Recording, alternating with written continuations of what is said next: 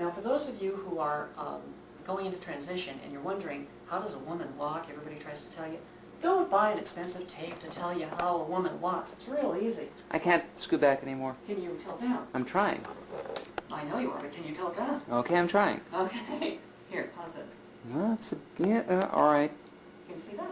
Well, if you're doing a frontal towards me, that's great. That's but it. Okay, fine. Okay. Now, men walk with their feet side to side, and that means that their hips stay relatively straight.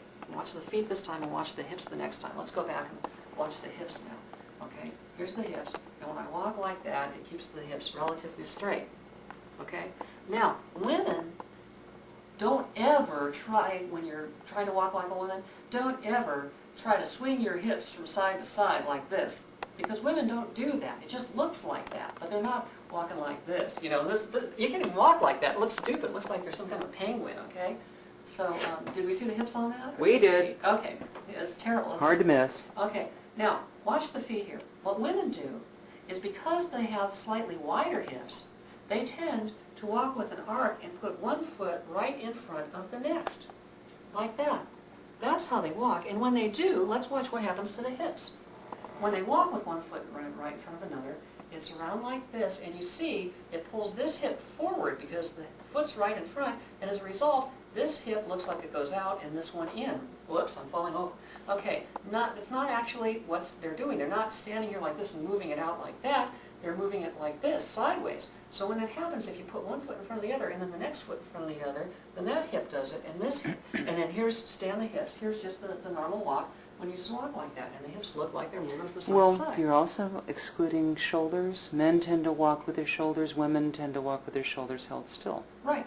Men will put their shoulders from side to side, and women will keep their shoulders straight when they walk. So men will do more like this, you know, when they're walking, okay? And women will keep that and let the hips do the movement. So the movement is straight on the hips for the men, and the shoulders move. For the women, the hips are moving, the shoulders are straight.